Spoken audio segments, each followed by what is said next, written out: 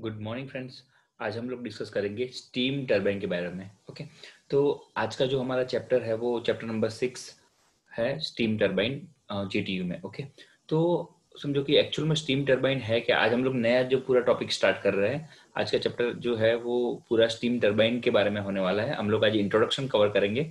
Okay, तो steam turbine actual में है क्या उसके बारे में सबसे पहले डिस्कस करते हैं। ओके, तो steam turbine, the steam turbine is a prime mover in which the heat energy of the steam is transformed into kinetic energy. Okay, तो यहाँ पे जो है वो a steam turbine is a device that extracts thermal energy, okay, heat energy from the pressurized steam and use it, okay, to do mechanical work on a rotating output shaft.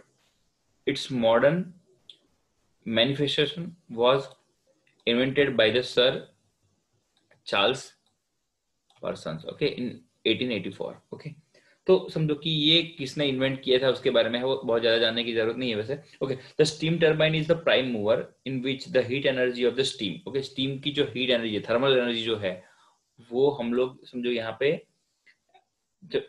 Which heat energy of the steam is transformed into kinetic energy which is further transformed into mechanical energy। okay, तो जो समझो कि kinetic energy में transform करके उसको mechanical energy में convert किया जाता है। ठीक है, तो ये पूरा डिवाइस जो है वो समझो कि हीट एनर्जी को एब्सॉर्ब करके heat energy, turbine is prime, the steam turbine is prime movers in which the heat energy of the steam, जो steam की जो heat energy है वो kinetic energy में ट्रांसफॉर्म होती है और then after उसको मैकेनिकल एनर्जी में कन्वर्ट किया जाता है। ओके, तो समझो कि by causing the rotation of the turbine shaft, okay, turbine shaft के रोटेशन से इन शॉर्ट। ओके, तो क्या होता है कि जो टर्बाइन जो है वो रोटेटिंग एलिमेंट है। ओके, तो turbine shaft is converted directly और with the help of reduction gear with a driving mechanism। Okay, a steam turbine is used in many field industries which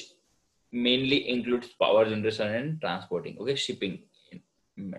okay, तो समझो कि turbine का काम क्या है कि जो पावर जनरेशन के लिए जनरल केस में यूज होता है। ठीक है, तो अभी आगे हम लोग डिस्कस करते हैं। ओके, कि एक्चुअल में स्टीम टरबाइन है क्या उसके बारे में। ओके,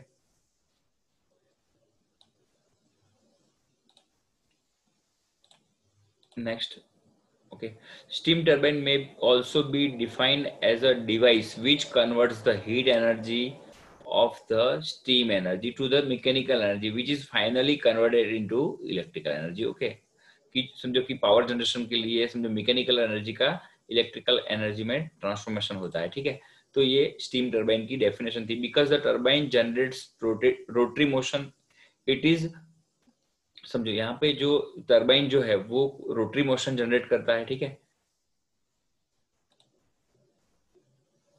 ओके, तो समझो कि it is particularly suited to be used to drive an electrical generator। okay, about 90% of all electricity generation in the US is by use of steam turbine। okay, तो यहाँ पे जो समझो हम लोगों ने समझो कि स्लाइड जो है वो यूनाइटेड स्टेट की यहाँ पे ली हुई है, तो यहाँ पे यूएस लिखा हुआ है। एक्चुअल में समझो सब जगह पे अराउंड 80 to 90% जो भी पूरे वर्ल्ड में जो इलेक्ट्रिसिटी जनरेट होती है वो by using, okay, steam turbine, turbine से ही समझो कि बनती है। ठीक है, the steam turbine is a form of the heat engine that device much of it improvement in thermodynamic efficiency through the use of multiple stages। okay, अभी हम लोग प्रिंसिपल ऑफ ऑपरेशन की बात कर रहे हैं। ओके, तो यहाँ पे क्या होता है कि steam turbine converts heat energy from the steam, okay, okay, into mechanical work। okay, the operation of the steam turbine depends fully on dynamic action of the steam। okay, तो स्टीम का जो डायनेमिक एक्शन से पूरे की पूरी समझो कि यहाँ पे जो स्टीम एनर्जी जनरेट होती है। ठीक है, ओके,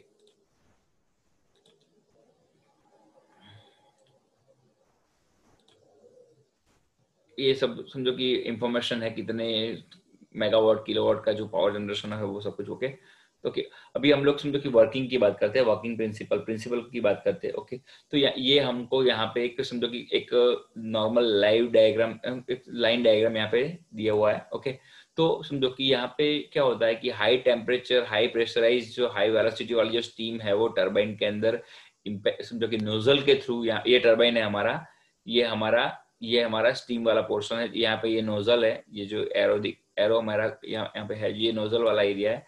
नोजल से टरबाइन की ब्लेड पे समझो इम्पैक्ट कराया जाता है और वो टरबाइन रोटेट करता है और देन जो लो प्रेशराइज, लो टेम्परेचर और लो वेलोसिटी वाली स्टीम को बाहर निकाला जाता है, ठीक है। तो यानी ये पूरा का पूरा तरीका ऐसा होता है, ओके। तो यहाँ पे क्या है कि समझो the operation of steam turbine depends wholly on dynamic action of the steam, okay.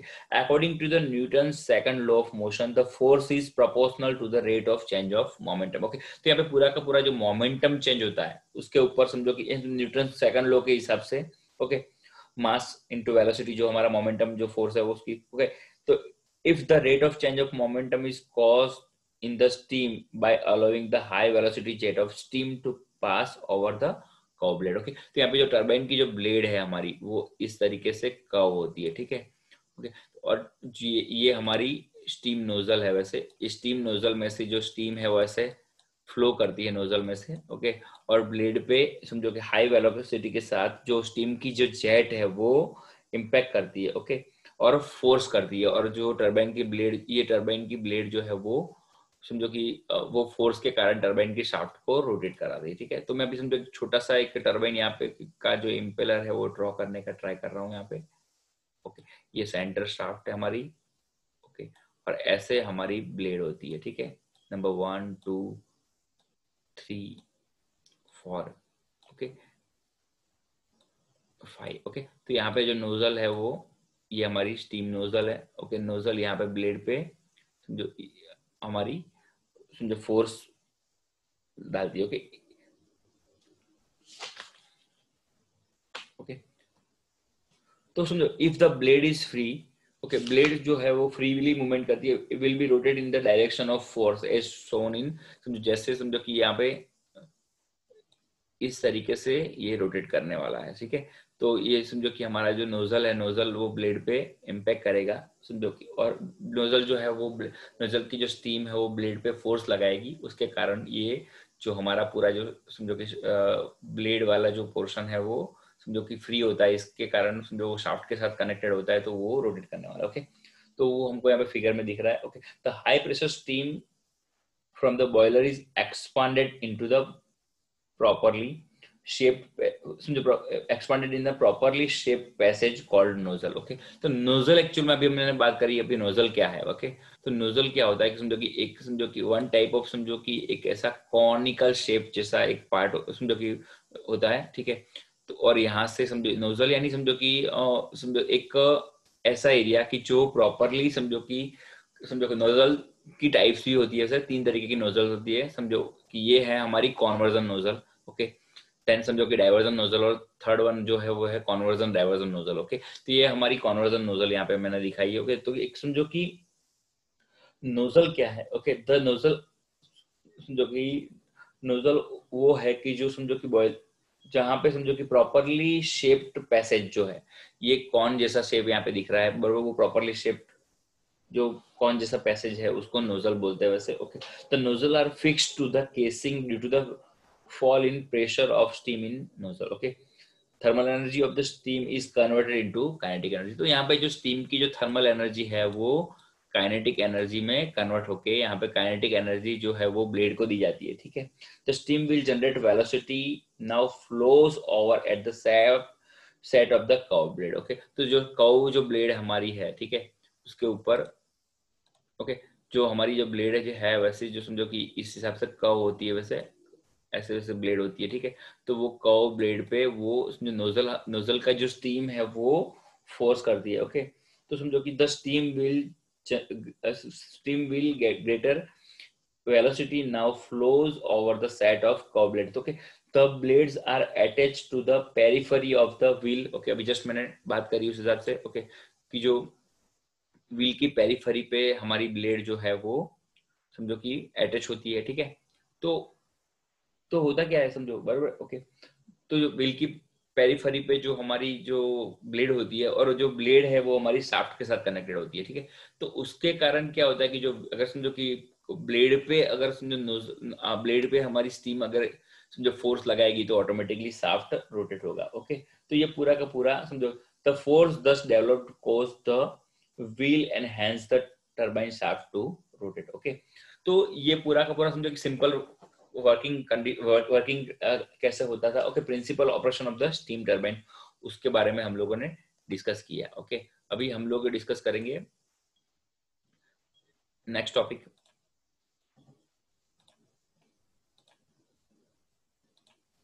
ये है ओके, तो ये फॉर जो मैंने अभी डिस्कस किया वैसे। ओके, जो हमारा स्टीम टरबाइन है वो रैंकिंग साइकिल पे वर्क कर रहा है। ओके, ये रियल रैंकिंग साइकिल वो हमारे सिलेबस में भी नहीं है। ओके, तो अभी हम लोग बात करते हैं क्लासिफिकेशन ऑफ स्टीम टरबाइन। तो स्टीम टरबाइन कितनी तरीके से हम लोग क्लासिफाई करते हैं। Okay, first impulse turbine. Okay, ये जो है वो इम्पल्स टरबाइन है फर्स्ट। सेकंड जो है वो है reaction turbine and third one है वो हम लोग कॉम्बिनेशन ऑफ बोथ। ओके, तो अभी हम लोग जो अभी इनिशियली हम लोग जो पूरा डिस्कस करेंगे वो है इम्पल्स टरबाइन के बारे में। तो इम्पल्स टरबाइन बेसिकली होता कैसा है वो मैं आपको दिखा देता हूँ यहाँ पे। ओके, यहाँ पे okay,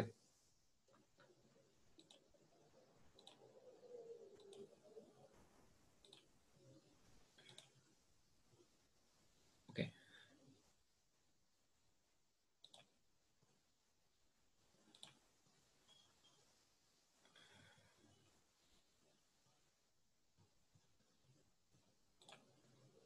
okay. In the impulse turbine, the steam expands in the nozzle and its pressure does not alter as it moves over the blade. Okay. In the reaction turbine, the steam expands continuously as it passes over the blades, and thus there is a gradually fall in the pressure during the expansion below the atmospheric pressure. ये उसकी definition है वैसे impulse और reaction turbine की। Okay, अभी हम लोग simple impulse turbine की बात करते हैं। तो इम्पल्स टरबाइन वर्क समझो कि कैसा होता है। ठीक है, तो समझो कि जहां पे हमारा समझो कि इम्पल्स टरबाइन की यहाँ पे एक फिगर आपको एक दिख रही है। ओके, कि ये समझो कि हमारा स्टीम क्रेस्ट, यानी समझो कि वहां जहां से हमारी नोजल जो नोजल लगी हुई होती है। ओके, तो समझो कि नोजल यहाँ पे जो ये वाला जो एरिया है वो नोजल वाला एरिया है, यहाँ पे फिगर में दिख रहा है वैसे। ओके, तो नोजल यहाँ पे देखो कि नोजल का प्रेशर जो है वो ये हमारी चार ब्लेड है रोटर की। ठीक है, तो जो नोजल वाला एरिया है वो ब्लेड पे प्रेशर क्रिएट करेगा। ओके, तो उसके हिसाब से यहाँ पे जैसे ब्लेड पे प्रेशर क्रिएट कर और समझो ब्लेड पे फोर्स क्रिएट कर रहा है, सॉरी, जो फोर्स के हिसाब से फोर्स की डायरेक्शन में क्या होता है, रोटर का मूवमेंट हो रहा है, वहां पे दिख रहा है। ओके, तो समझो कि फोर्स की डायरेक्शन में अगर रोटर का जो मूवमेंट हो रहा है, ओके, तो उसको क्या बोलते हैं, सिंपल इम्पल्स टरबाइन। ओके, ये हमारा इम्पल्स टरबाइन है। ठीक है, कि अगर समझो फोर्स के एरिया में हमारा रोटेशन हो रहा है। ओके, तो समझो कि थोड़ा सा वर्किंग के बारे में बात करते हैं। It works on a principle of impulse where the kinetic energy of jet of steam is used to exert a force on a set of moving blades. Okay, तो समझो समझो कि यहाँ पे समझो कि पूरा का पूरा कि जो ये सिस्टम जो है पूरी पूरी पूरी वो कैसी है कि फोर्स के एरिया में पूरा का पूरा डायरेक्शन है हमारा। ओके, तो समझो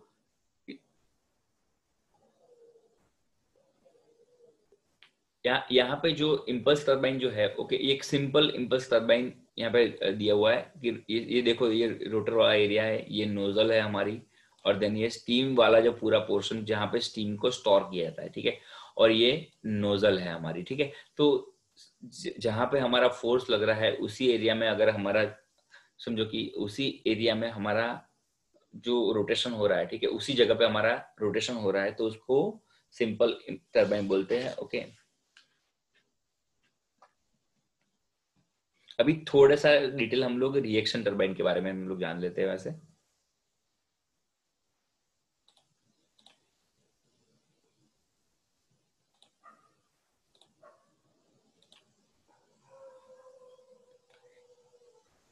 ये इम्पल्स टरबाइन में क्या होता है कि समझो कि जो हमारी नोजल, ये नोजल वाला जो एरिया है, नोजल में क्या होता है, वेलोसिटी इंक्रीज होती है। ठीक है, नोजल में जहां जब वेलोसिटी इंक्रीज होती है तो क्या होता है कि प्रेशर डिक्रीज हो रहा है, यहाँ पे दिख रहा है। हम लोग को पूरा का पूरा वेलोसिटी और प्रेशर का जो कंपाउंडिंग सिस्टम है वो हम लोग पूरा का पूरा डिस्कस करेंगे वैसे।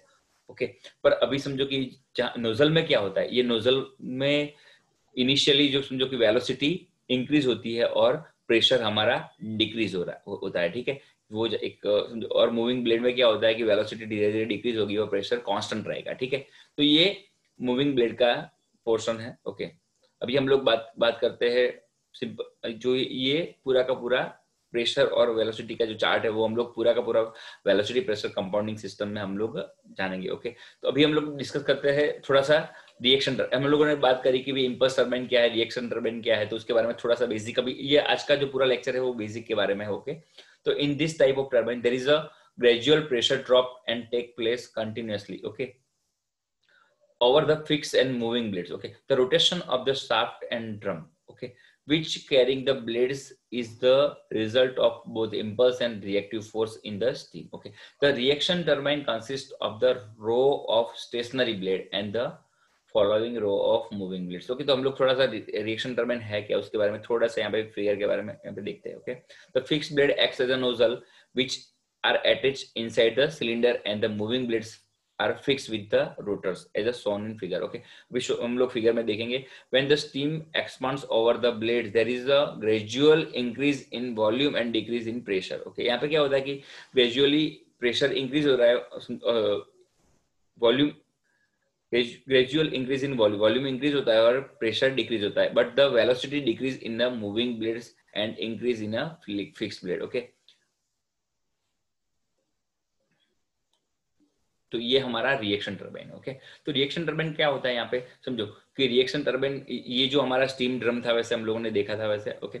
ये स्टीम वाला जो ड्रम था, ओके, जहाँ पे स्टीम हमारी भरी हुई होती है, स्टीम को स्टोर किया हुआ होता है, ओके। तो समझो कि ये स्टीम यहाँ से समझो कि वो पाइप में आएगी यहाँ पे, ओके, पूरी, और यहाँ पे पाइप की जो डायरेक्शन है इसमें नोजल, ये जो नोजल है, ठीक है, वो समझो कि स्टीम को स्प्रेड करेगी, यानी रिएक्शन फोर्स क्रिएट करेगी। उसके कारण क्या होगा कि समझो कि स्टीम का डायरेक्शन यहाँ पे है हमारा, ठीक है। तो समझो कि वो फोर्स कहाँ पे लगाएगी, स्टीम जैसे है उसकी रिवर्स डायरेक्शन में फोर्स लगाएगी, यानी फोर्स यहाँ पे आने वाला है, ठीक है। तो ये रिएक्शन फोर्स है। समझो जैसे रॉकेट का प्रिंसिपल हम लोगों ने देखा कि नीचे से अगर समझो कि जो गैस निकलता है तो वो रॉकेट ऊपर की तरफ जाता है, तो ये रिएक्शन टरबाइन में जो प्रिंसिपल है वो सेम एज अ समझो कि रॉकेट के प्रिंसिपल पे वर्क करता है, ठीक है। तो ये जो है वो हमारा रिएक्शन टरबाइन में समझो अगर ये जो नोजल है वो पीछे की तरफ यहाँ पे फोर्स लगा रही है, ठीक है। तो रोटर कहाँ पे जाने, समझो ये कैसे घूमने वाला है, इस डायरेक्शन में घूमने वाला है, ठीक है। तो यानी समझो कि ग्रेजुअली जो है बराबर, यहाँ पे समझो कि डायरेक्शन के हिसाब से यहाँ पे नोजल को रखा हुआ है, एक ये हमारा यहाँ पे फिगर में, ओके। तो एकदम पूरा क्लियर हो रहा है कि जो हमारा जो रिएक्शन पैदा होने वाला है, रिएक्शन क्रिएट होने वाला है यहाँ पे, जो जहाँ पे हमारा जो स्टीम नोजल जो है, ठीक है, स्टीम जहाँ से निकल रही है उसके ऑपोजिट डायरेक्शन में फोर्स लगेगा, ठीक है। तो वैसे रोटर जो है वो हमारा वो इस हिसाब से रोटेट करेगा, ठीक है। तो ये डायरेक्शन में रोटेट करेगा रोटर जो हमारा, वो ये डायरेक्शन में, यानी समझो क्लॉकवाइज डायरेक्शन, यहाँ पे क्लॉकवाइज डायरेक्शन में हमारा रोटेट करने वाला है, ठीक है। तो ये पूरा का पूरा समझो कि इंपल्स और रिएक्शन के बारे में था, ओके। अभी हम लोग को कुछ डिस्कशन करते हैं वैसे क्लासिफिकेशन ऑफ स्टीम टरबाइन के बारे में, ओके।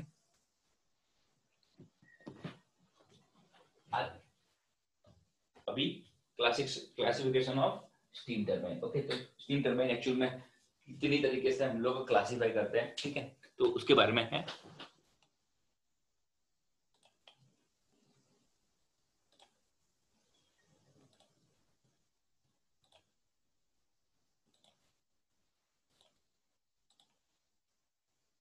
ओके, तो स्टीम टरबाइन जो है वो उसके क्लासिफिकेशन के बारे में बात करते हैं, okay.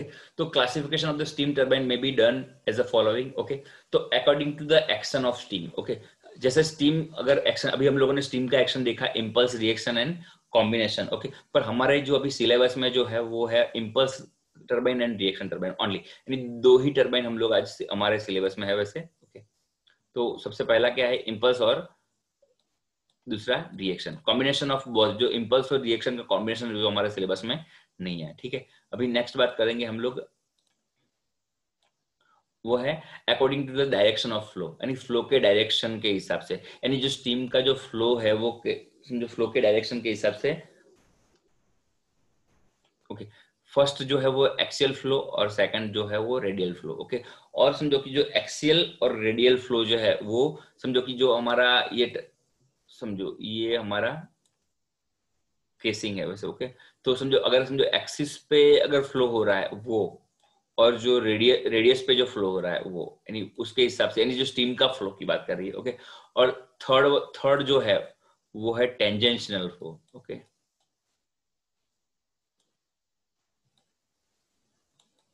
Okay, third third one जो है वो टेंजेंशियल फ्लो, नहीं जो टेंजेंट पे जो फ्लो हो रहा है वो। ओके, तो वो टेंजेंशियल फ्लो, यानी तीन तरीके के हमारे अकॉर्डिंग टू द फ्लो वो टर्बाइन है। Okay,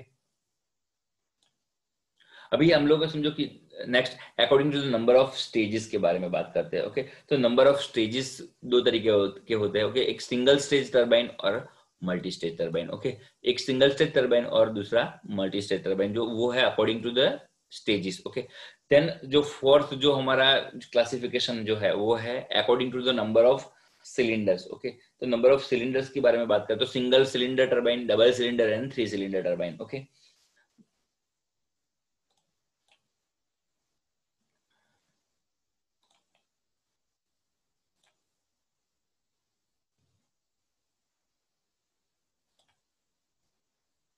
then according to the steam pressure at inlet turbine. Okay, तो स्टीम प्रेशर के हिसाब से इनलेट टर्बाइन एक समझो कि वो है low pressure. Okay, then medium pressure. Okay, according to the steam condition at the inlet. Okay, inlet पे स्टीम का प्रेशर कितना है उसके हिसाब से, तो इनलेट पे अगर समझो लो प्रेशर है तो उसको लो प्रेशर टर्बाइन बोलते हैं। समझो कि यहाँ पे अभी मैं बोलूँ तो अप टू 2 बार, अगर इनलेट पे 2 बार प्रेशर है तो वो उसको बोलते हैं low pressure turbine. Then second medium pressure, तो अप टू 50 बार, 50 बार तक वो मीडियम प्रेशर टरबाइन है। देन अबव 50 बार जो है वो अबव 50 बार उसको बोलते हैं हाई प्रेशर टरबाइन। ओके, और देन सुपर क्रिटिकल जो है वो सुपर क्रिटिकल प्रेशर जो टरबाइन है वो है अराउंड 225 से समझो ज्यादा बार का प्रेशर है, उसको बोलते हैं हम लोग सुपर क्रिटिकल प्रेशर टरबाइन के बारे टरबाइन बोलते हैं। ओके, तो अभी अभी नेक्स्ट बात करेंगे according to the method of governing. Okay, governing method के बारे में अगर समझो कि मेथड गवर्निंग की जो मेथड है उसके ऊपर अगर हम लोग उसको क्लासिफाई करें तो वो है throttle governing, bypass governing. Okay, then nozzle governing. Okay, then समझो इसमें भी समझो कि डीप में कॉम्बिनेशन ऑफ थ्रोटल, नोजल और बाईपास। ओके, उसके कॉम्बिनेशन में। ओके, तो वो है थ्रोटल, नोजल एंड बाईपास का कॉम्बिनेशन, थ्रोटल बाईपास और नो समझो थ्रोटल बाईपास और थ्रोटल नोजल। ओके, और नोजल बाईपास, ये सब समझो combination of the governing. Okay, उसके ऊपर है। ओके, देन समझो कि अभी यूज बात करें।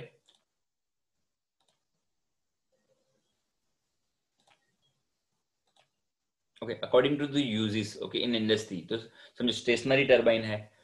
ओके, विथ कांस्टेंट स्पीड, जो समझो stationary turbine with constant speed, stationary turbine with variable speed. Okay, ये स्टेशनरी टरबाइन है कि वो फिक्स जगह पे है। Okay, then non stationary turbine. Okay, non stationary turbine use in steamer है, जो शिप में है। नॉन स्टेशनरी वहां पे यूज होता है जनरली, स्टीमर्स में, शिप में, रेलवे लोकोमोटिव्स में यूज होता है। ओके, ओके, तो ये पूरा का पूरा जो हमारा था वो समझो कि अभी अभी एक एक और बाकी रह गया है, वो है according to the method of compounding. Okay, तो उसमें क्या होता है कि समझो कि कंपाउंडिंग के मेथड के हिसाब से वेलोसिटी कंपाउंडिंग, देन समझो कि pressure compounding and then the pressure velocity compounding. Okay, तो ये पूरा का पूरा जो है वो क्लासिफिकेशन था टरबाइन के बारे में। ओके, तो अभी हम लोग नेक्स्ट लेक्चर में हम लोग मोस्ट इंपोर्टेंट क्वेश्चन डिस्कस करने वाले हैं, वो है हमारा जो क्वेश्चन है वो है compounding of steam turbine. Okay, तो ये जो हम अभी जस्ट मैंने डिस्कस किया कि जो velocity compounding, pressure compounding and pressure velocity compounding, तो हम लोग नेक्स्ट लेक्चर में पूरा का पूरे लेक्चर में डिस्कस करेंगे